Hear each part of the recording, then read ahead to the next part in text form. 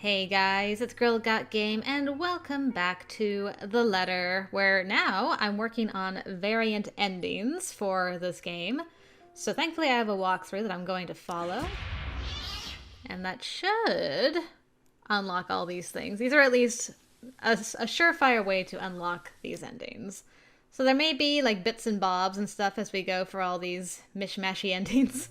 I don't know how many endings there are going to be per video. It just depends on what changes between them. But yeah, let's start with the first one and see where it takes us. I'll bring you in if something new happens, guys.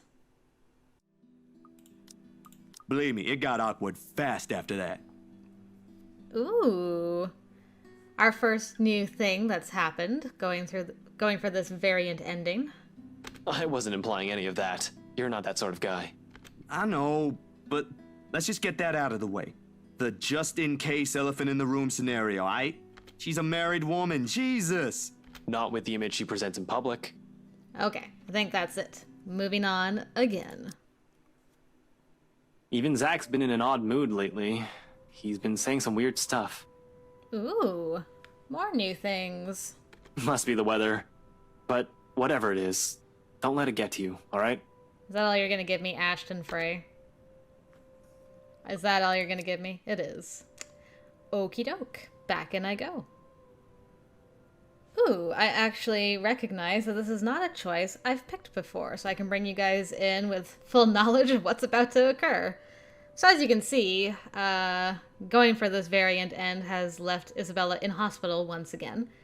And we're hanging out with Zachary as Becca, and instead of chasing after Ashton. So this time, last time we did this. This time we're gonna leave it be. We're doing fine as it is, Zachary. Leave it be. Oof. Poor Z-Man. He doesn't deserve this. 29 years alive, and it's still my emotions I can't put the proper reins on. I didn't mean for that to sound as dismissive as it did. Sure, I can hold Ashton responsible for it. But how can I? Why should I? When he never had any idea of whatever feelings I hold for him. It's all on me. I never bothered to tell him or mustered up the courage to do so, only counting on him to notice. No wonder he thinks it's the stupid weather. Now my frustration about the whole of it bleeds through everything I say on the matter. This ain't gonna solve itself without someone taking the first step. Truth. We're still on speaking terms, aren't we? If I'm still that angry at him, I won't be talking to him today. In fact, he agreed to accompany me someplace tonight. Not the same thing, though. You know that. Truth. More than anyone, I'd like to say. However, I'm afraid it might be all too late now. Things have already changed. Not 3 days ago, but from the moment other people came into our lives and we let them stay. I'm not even sure if there's still anything from the old us I can keep, or if there's anything left of it for Zachary's fervent attempts to fix. It's not going to be that easy, Zachary. When is it ever? I just don't want this to be the first thing that greets Belle, you know? When she wakes up. She might act younger than her age, but you'd be surprised how easily she notices these things. You don't want her to be the one telling you this. So I'm gonna take that responsibility. Man, I can already picture it. She'll be relentless until one of you two gives. Zachary tries a brave smile, but the slump on his shoulders betrays all of that hope he wishes his declaration carry.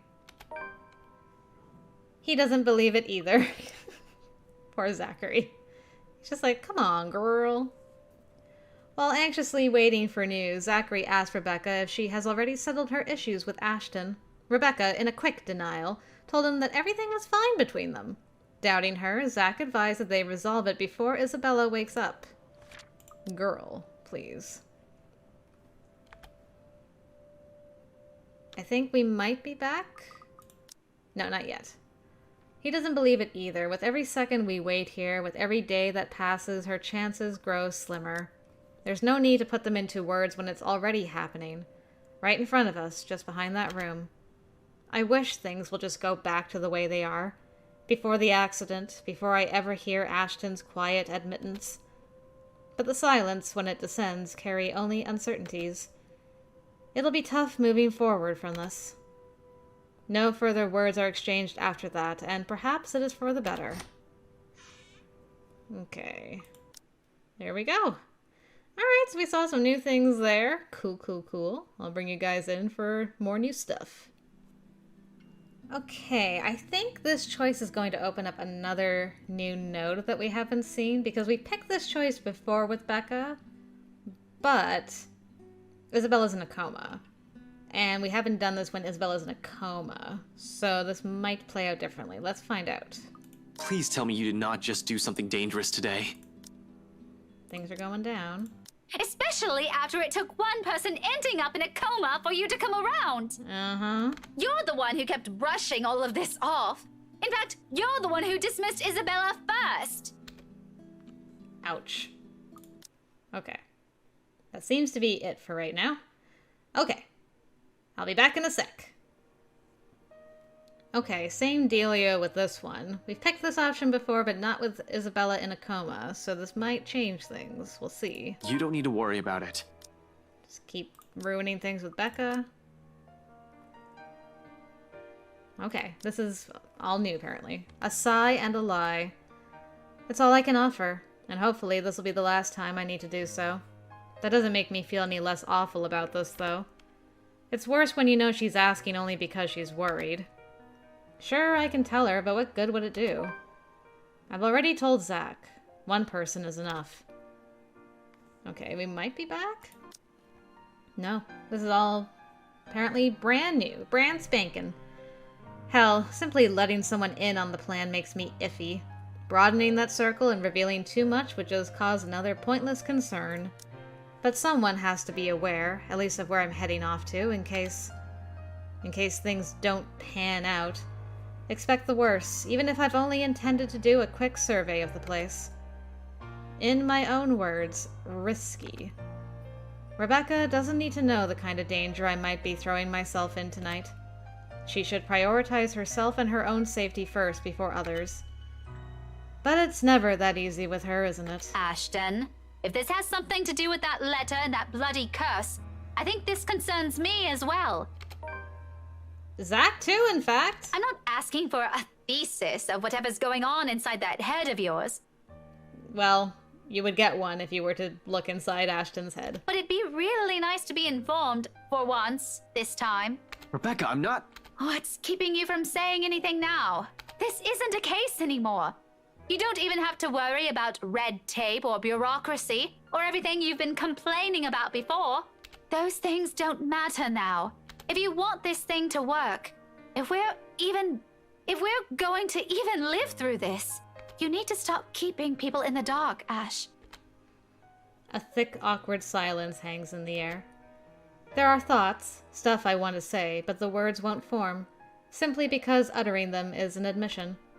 It's not even the red tape, or the associated politics, or my work that's the problem here. It's me. I've messed up. I've messed up a lot. But my friends are not supposed to be the ones taking the repercussions of my mistakes.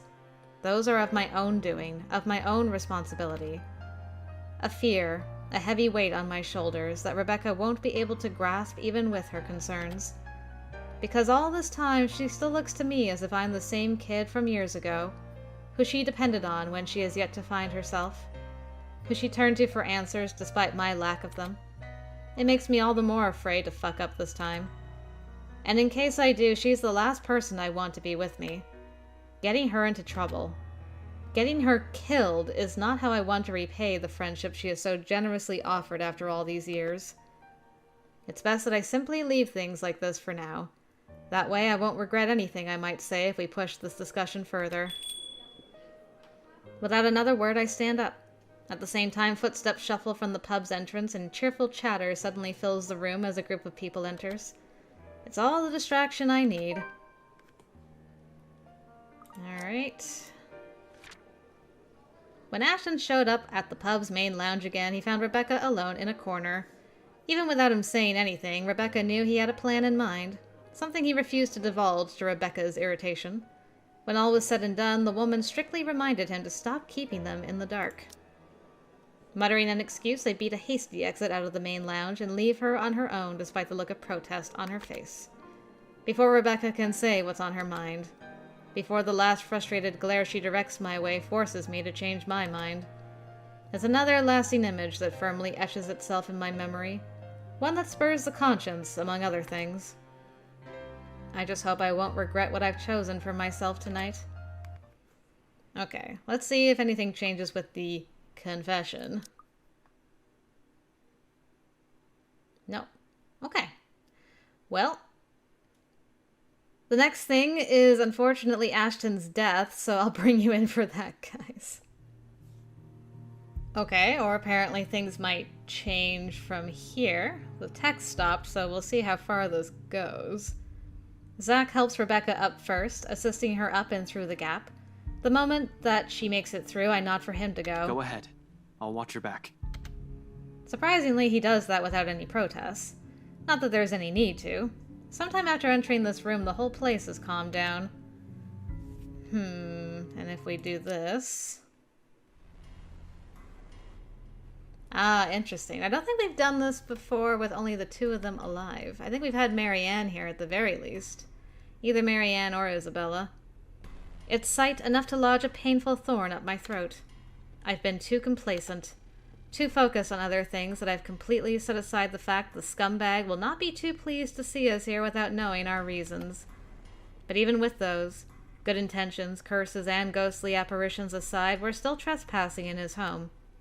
The question is if he's even aware that the whole of his household has somehow disappeared, and he might be the only one here. Likely not. Fuck. Even with people he knows among the crowd, there's a significant effort in him not to simply shoot everyone in sight. And really, Daisy, even you, what would Kylie say? Luke, this isn't what you're thinking. You have to listen to us. There's something going on here. Well, obviously, why else would people be trespassing in my home? What about the photographer over there, then? You were the photographer, right? What's your excuse? Checking back if your clients are doing okay? Is that it? Is this what this is? Oh, we're doing good, by the way. Please, sir. Oh, please what? Rebecca's right, sir. Something ain't right here. We ain't here to harm you or anything. We're just here to help. Not a good excuse, especially coming from you. Let's simplify it. You people are the ones who need to get out of my sight. Don't worry, I always consider pressing lighter charges if it's a woman I have to deal with in court. Interesting, the singular. Can't say the same for the rest of you. Can't. But really now, I swear the people of this city need to be taught the meaning of privacy. This is how you want to start the week. Why don't we just go with a bloody massacre if we want to surprise people in their homes, huh?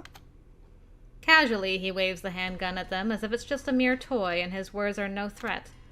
The safety's off on his. Nothing stopping him from pushing through with his words. Call me paranoid, but at the slight gesture I draw my own and level it at him, finger on the trigger and ready to release the safety catch in case things go south. Okay. Well, unfortunately, Ashton, you're going to die now. And I'm gonna leave poor Rebecca and Zachary, who are not on the best of terms, to deal with Luke. So that'll be fun. Sorry about this. Bang bang. Okay, here we go. Ah, Zach's the one that called our name. Becca doesn't. Becca's like, I hate your guts this time around. Alright. At the top of the staircase, Hannah Wright stands there. Pale as death and expression eerily calm, I can't help but think there's something wrong. My gaze darts around, wary of her, but soon enough I realize what's wrong when she speaks. She's wrong. I told you, didn't I? Everything you're doing is useless, Ashton Frey. And now, you're dying. Meddlesome fool. Hannah? Oh, Luke. Darling, my love. What do you think you're doing out here this late? Outside, another streak of lightning flashes and a clap of thunder ripples across the sky. Here, there's only a whispered sigh, a fading breath, and a lone heart that beats hard one last time. She got one thing wrong, though. Zach, my Watson, was here with me at the end. I did not die alone. Woman. Alright. I don't know how much is going to change in Luke's chapter. But when stuff does, you guys will know when I do. So I'll see you shortly. Oh, this is actually really great. This is a choice that I need to make for this ending, apparently, and we haven't seen it yet with Possessed Hana. So last time we called Johans and tried to hold her hand. This time we'll let her serve us. I don't say a word as her hand slips through mine, and I'm left alone for a short while. My skin is numb while she's gone, and my mind wanders. My eyes roam to one of the paintings in the room. Lady and Lord Ermengarde, I suppose? Or is it their daughter and her fiancé? I had agreed to the acquisition of this house on a whim, on a thought. It is just an added bonus that I share some likeness to the young lord. Yes. I'm not so vain that I thought to look in a mirror only to find it's one of the old portraits. But can one blame me if I preen? With the chatty servants pointing out how I can very well pass off as him with a hairstylist and a costume? Certainly a great big ego boost, though only a crazy random happenstance. Is it, though? To imagine that it is my face on the oil canvas, having a commission befitting royalty. To believe that it is my face on those walls, and believe that I've always belonged here. To believe that I've never been a street rat. The stinging and the buzzing returns, as does Hana. There is something really wrong, but what? Watching Hana sit at the table gives me some time to think. I suppose it could just be paranoia. I've been informed of a particularly nosy investigator snooping about, and Suarez has yet to catch who leaked confidential information regarding my businesses. It can be any number of things, really. I have so many things to do after this impromptu day off. But, as I was saying, or thinking, rather, I do not want to believe this is Hana. She is acting differently, but that's a thing humans do. We are not static creatures who act our day-to-day in the same manner as the previous one. I care greatly about her, and, knock on wood, I have hope that this odd behavior of hers is not an omen of things to come. At worst, this is merely behavior of hers I've only failed to notice before. I do blame the party and that horrid Rochelle Lee. To prove her usefulness, she said, so that I do not send her away. It disturbs me greatly, now that I watch her closely while she pours me a drink but does not bother to have one for herself. It's not that I'm criticizing your sudden initiative to be a housewife. That is your choice, of course. I admit I may be partly at fault. I've been neglectful and haven't shown my appreciation to you, as of late. But you do know that you really don't have to do any of this. I can see her hand shake as she offers me the cup. Did I strike a nerve? Whatever the case, I reach out to take the tea before she can drop it. No, as it turns out, I'm the one who would end up dropping the tea, though, mercy of mercies, the tea was cold. On the other hand, Hana's skin burned even more so than before. Oh no, please don't be angry. Oh, that's a new look. I'm so sorry, my prince. A small cry escapes the woman's lips before she kneels down to clean up, picking up porcelain shards from the carpet. It is then that I notice the light sheen of sweat dotting her forehead, the paleness of her skin, and just how sickly and dull she just seemed to be overall. I stop her, grabbing her wrist with one hand and placing my other hand on her forehead. She's burning up. Hana, don't. I think you should rest. Just sit back and... The thing about people fainting is that you don't really get forewarning. It's not like in the films where everything slows down and you get to watch as the other person's eyes roll in the back of their head. I suppose someone can still be quick enough to catch the other as they collapse, but as it is, I can't do anything when Hana falls to her side. The feeling of bugs on my skin is replaced by something much worse. This is all too familiar. A memory that hasn't left me even after all these years. She was sprawled on the ground, her hair like a golden halo as it curled about her. Her pale skin made her look so ghostly I had the irrational thought that she would simply fade away. And the shakes. Oh, I was so worried that she would start shaking again like last time. I could do little but stare, so shocked and afraid. I was ready to call for an ambulance, though she loathed the thought of going to a hospital. Mom, are you all right? Don't worry, dear. I just fell. Can you get Mommy special candy from my drawer? But this isn't my mother. There is no special candy, because this isn't supposed to happen. She's never done this before. Hana, are you all right? Before I know it, I'm down on my knees. The cup shards dig into the leg of my pants, but I ignore them in favor of Hana. She's warm, too warm, even as I try to shake her awake. A part of me says that it's a good thing. Better for her to be warm, to know that her blood still courses through her body, hot-blooded things that humans are. To know that she still lives and that she isn't cold as death. I don't even realize it, but I'm screaming. Not until I'm pulled away. Not until I'm struggling in desperation as I refuse to leave Hana's side. I cry to be let go, scratching, kicking, and doing everything but biting the one who dares hold me back. The images of Mother, dead in her bed, flash before my eyes. I need to do something, anything. I don't want to be alone. Not again. Hana, don't you fucking leave me! Oh God, wake up, Hana! Your blithering hysterics help no one, right? Now stay back before I knock you out. Blithering hysterics? Shroken, how could you? I have to keep myself from lashing out, from strangling him for daring to get in the way of my wife and I. But I remind myself that Shroken was a doctor. He is here to help. He can help Hana. And I will not accept excuses or suffer no incompetence. Fix her, Shroken. Make sure she's all right. Because if she dies, so do you. Damn. The stiff nod he gives me is probably the only guarantee I have that he'll do his best. Keeping yourself from dying is the best incentive anyone can get. Even then, I cannot bring myself to rest easy. Deep breaths. Just take deep breaths. Panicking and murder isn't going to help Hana right now. How is she? What's wrong with her? I really can't tell, not without further laboratory tests. It can range from anything to simple dehydration or exhaustion to philosophical syncope. Hopefully it's nothing too serious. She has a high-grade fever. It could very well shut down her body. We have to go and cool her down, see if we can get it under control. Well, should we call for an ambulance? If she doesn't wake up soon, yes. But it's best not to move her just yet, and... Luke, what's going on? What happened? I have no plans of apologizing as I shove the butler aside to check on Hana.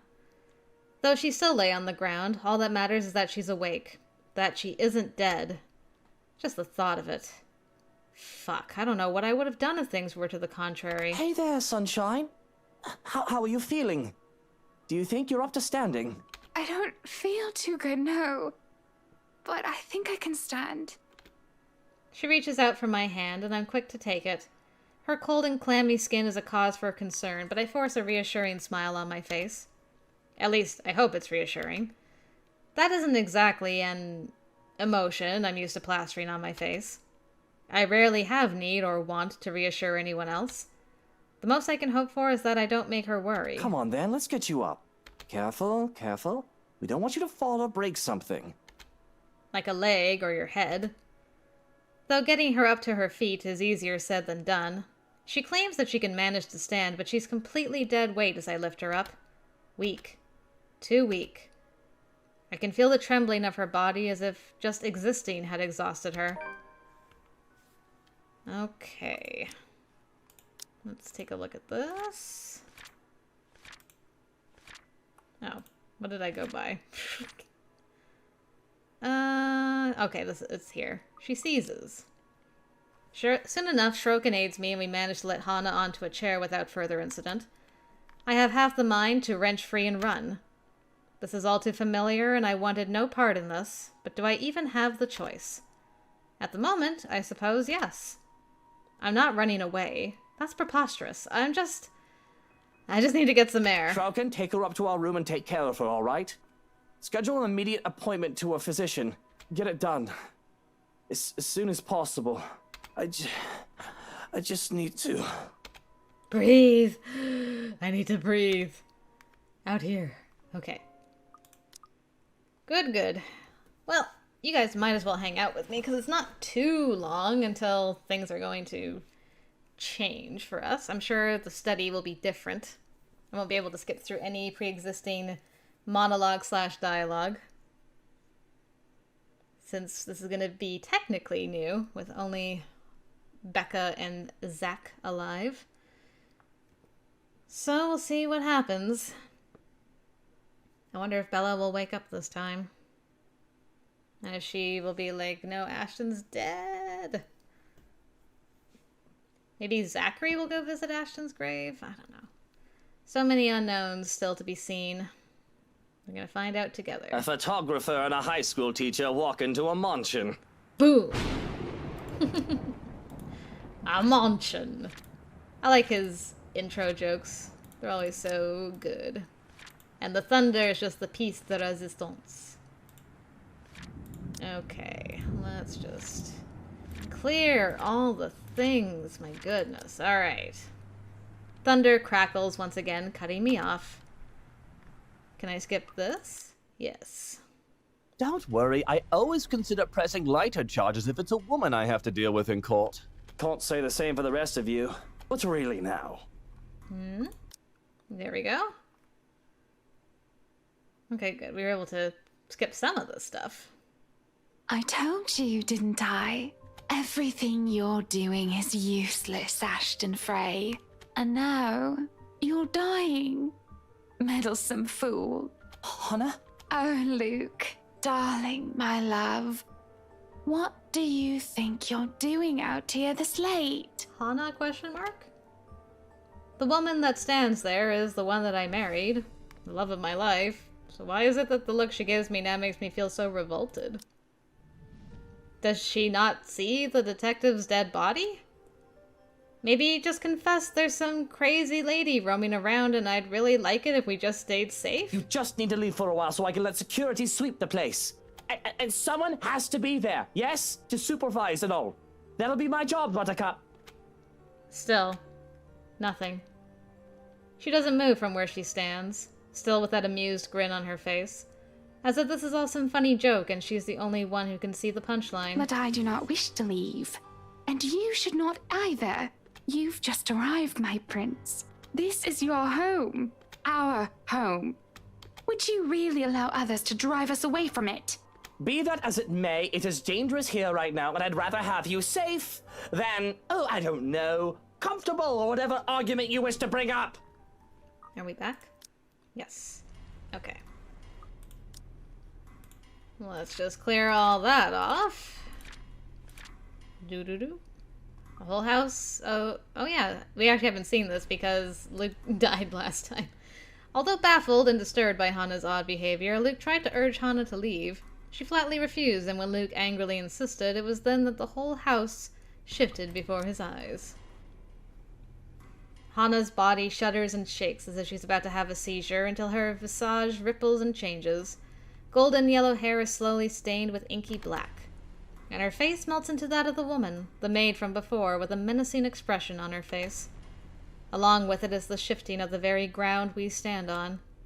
It's a slow thing, a whisper more than a bang as the darkness creeps into every corner of the room. The walls shudder and groan. Blood runs from the ceiling, crawls down the walls, and stains the floor. It feels as if life itself is being sucked from the house slowly but surely. Might be able to? No. The beauty of the place is gone, with only the dead, decaying remains of a mansion left in its wake. I don't have to wonder if it is just the foyer that's become the nightmarish place. I can already hear it. Gone are the growling of thunder and the lashings of rain and wind against the foyer's high windows. All of it has been replaced by a more grating sound. A cacophony of voices from nowhere and everywhere, echoing throughout the now horrid walls. Voice that neither belongs to us nor the people who live here. What's going on? All throughout the house, shouts of alarm and surprise ring out, a mirror to the horror creeping up in each of us. Who wouldn't be shocked? This is insane. Even Daisy, feisty woman that she is, trembles at the sight of it, while Steele stands protectively in front of her. Brave of them, I have to admit, to put themselves in the front line like that. Though it doesn't necessarily mean they don't feel the same fear as the rest of us. Something I don't blame them for. There seems to be no end in sight to this insanity. If anything, this only feels like it's the beginning of the end. Help me! Oh my god! Please, somebody! Anybody! Who are you? Stay away! No. Stay away. Stay away.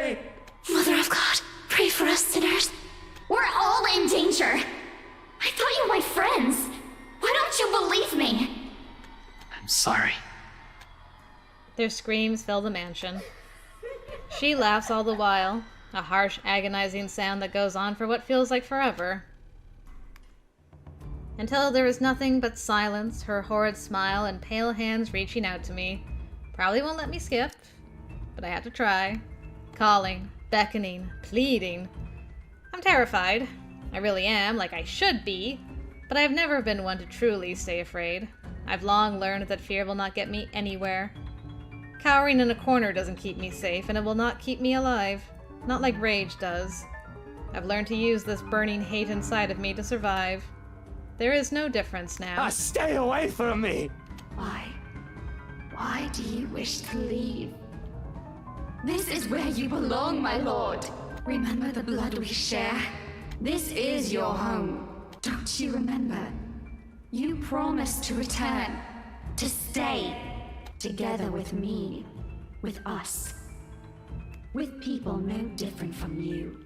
Don't listen to her, she lies! I promised no such thing to anyone. Story update. We bought this house weeks ago.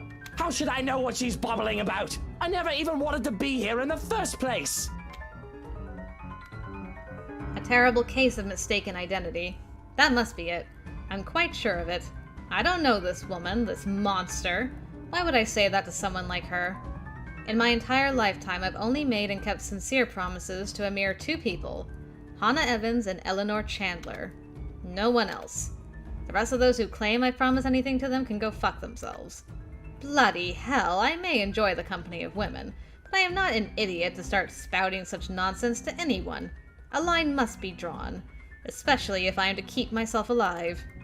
Yet she still goes on, insists, making me appear a liar in front of these people. Of course you still deny it. Have you truly forgotten? You haven't changed, I see. Still a deceiver. She's lying! You see, my love, nothing has changed. Still no difference, you and I. Just like the rest of us. Just like every single soul in this putrid wreck. We've waited for so long. You can hear them, yes? Their pleas, their calls, their invitation. Come, my lord. The house seeks its master. She, the monster, reaches out again, her hands a gory, abhorrent sight along with that smile spread across her face. My body's already moving on instinct. Stumbling back, one step at a time in a desperate bid to be away from her. Anything to put distance between me and this vile creature. No matter what she says, I am nothing like her. I need to get out of this house. Out of this country, preferably. There's nothing for me here. Not anymore. Nothing to keep tied to this place. With Hannah beyond saving, no longer the same woman I knew, and Troken likely taken by this woman, nothing's left to bind me to this wretched city. I can leave. I can... My foot steps on something, sending me sliding on my back and flat on the floor. Beside me, a paper, familiar one, flutters down. It's this thing again from the open house, though it feels less like a gimmick and more like a threat, what with recent events. It must have fallen from the detective in the commotion earlier. And with its owner having met a gruesome death, now it simply bears its equally grisly message for everyone in the room to see. Help me. Help me. Help me. Is this it? What they've been telling us? Why everything in my life has gone to shite? Because of some stupid old letter? An invitation indeed. One I am not willing to accept. Not any time. From the top of the stairs, the creature moves again, drawing my attention back to her. Her gait remains slow and awkward as she walks forward, that smile never leaving her. But I won't give her the chance. I am not dying here. I certainly am not giving myself to a hideous creature like her either. Adrenaline kicks in, and despite panic gasps and worried glances from the people in the room, I pay them no mind as I reach for the main door and... Without warning, it slams open, revealing not the mansion grounds like I am expecting.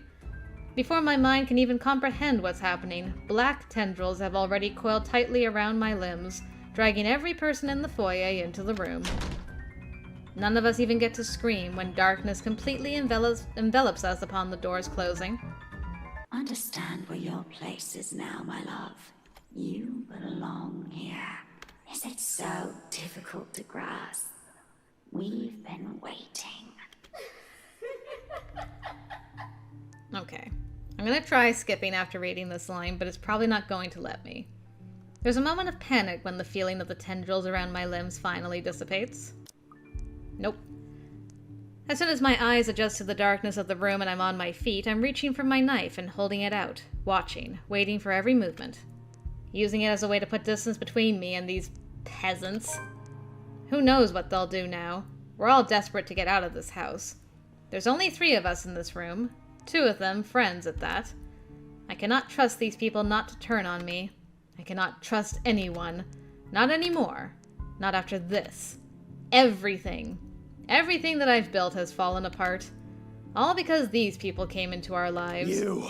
All of you! This is all your fault! If I'm dying to this bloody case, I'm taking you all down with me! Hey now, Mr. Wright.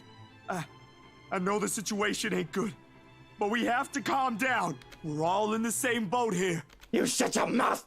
If it weren't for you, or this letter, for all of you, none of this would have happened! Anna would still be... Suddenly, Daisy steps up and slaps the knife away from my hand. Don't you dare, Luke! Don't you dare put that blame on us! Without batting an eye, glaring at me as if she might just rip my head off in this instant, said knife slides uselessly under the table out of my reach. I should have expected she's not the kind to submit even under threat. Right now, all of us appear smaller facing her anger. Last I checked, we're the ones trying to do the saving here. The gall of these people. Bloody peasants. My head's already aching just listening to their attempts to defend themselves. Do they all take me for someone with half a brain? I should have just stabbed all of them and made a run for it. It doesn't help that with each second we spend talking here, the crazier this whole place gets. Wow, so much was skipped with just Becca and Zachary being alive. We barely discussed anything that's going on. We just like slapped the knife away and was like, alright, moving on quick. The voices have also become louder and somehow sounding more vicious. If the things in this room start floating, mark my words, I will fucking flip out. And they may not be thinking of it right now, but eventually, they'll turn on me. Such is the nature of humans. I can't let that happen. Fuck, I still have so much to do! Better find a way out of this place as soon as possible if I want to stay alive. And what else is the source of our problem but that sodding letter? Burning this doesn't seem sound, but who knows? Wow, Luke came to that conclusion all by himself. Good job, Luke. We don't understand a shite about this place. Might as well try everything, yeah? Whatever works. If I also have to be the one to make that bloody decision, so be it. And it's an easy decision to make, especially with these cries growing louder. I'm getting tired of it, really. I simply have to act fast. Think fast. And what else is the root cause of our problems but that letter? No need to make things more complicated. It started from there, why won't it end there? Before the situation can stretch on far too long for my taste, I take out Mum's lighter. The sight of it brings a puzzled expression in their faces. But I have no need for their opinion. In the next moment, I'm already setting the letter on fire. And it doesn't take too long for the thing to catch fire. It's old, for heaven's sake. Hmm? Okay. Awesome. Let's just save right here. And then we can look at our branching tree later. Okay. So, the ending I was going for in this one specifically was Luke's variant ending number 5. So we'll see if that happens. No, it didn't actually seem to do it. We'll have to see. But this is definitely something that was unlocked that I needed to do anyway, so hooray! Even after so many years, he remains a constant visitor where Ashton Frey lies, staying for a whole day sometimes, reveling him with stories about his day. Aw, Zachary. Best boy. Although the wounds are still fresh, Zach trudges on with life instead of wallowing in his grief, knowing his old friend would not want him clinging on to sorrow like he used to years before. It is how he has chosen to honor him. Good old Zachary. Ah, we're visiting. In spite of the huge changes in their lives, Rebecca and Zach never forget to visit Isabella Santos, who's still not awake. bringing little stories they have no idea if she ever hears, but tells nevertheless, carrying a small prayer that they won't lose her. When they can afford it, they also help her aunt in caring for her. Something the woman appreciates, knowing she can't be there for the sleeping girl every hour of the day. However, though they want to remain optimistic on Isabella's chances, it dwindles with every failed attempt of the doctors to bring her out of coma, and each passing day the girl stays unconscious. Amidst the constant beeping of machines in her room, optimism is the only thing they can hold on to. Well, that might be it. That was it. That's awkward for for Rebecca and Zach, because I saw that they were not good friends in their ending. And yet they're still looking after Bella. Okay, so let's see. I was going for... Ah! So it did give me Luke variant 5. Grand. Okay. Yeah, I'm starting here on the individual goods and working my way down to friendship bad. Unlocking things. So we got that. And then we got this. And then there should be one... Would it be friendship good? No. Friendship bad? Is visiting Bella bad? How do you see... Where is the one where everyone's visiting Bella? That's the grave.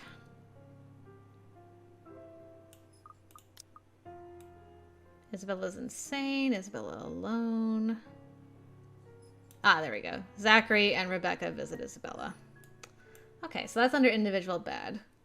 Well, you know what? That's pretty good. We made some good progress there today, guys, I think. Let's just see what that did for us as far as branching tree stuff. Before we call it there. Let's see. Branching tree. 40. Zachary's still at 99. We knocked off one node on his thing anyway. Might happen again. Rebecca's at 97 now. Delightful. Delightful, delightful. You'll have to see it. I can't believe Ashton Frey is at 90. This boy. Knocking off all his things. If we go through some extra stuff, might knock that up to 100 too. Luke. I mean, 40's good. 40, we're almost half. We're almost at 50, which is half of his branching tree, which is incredible considering. So where did we jut down in here? Out of curiosity. What were the other things that could have happened with Becca and Zachary? I just want to see. Ugh, I need more room to move my mouse. No, no, no, no, no, no, no. Man. So many different people you can end up with. Okay, so this is where we end up in the study.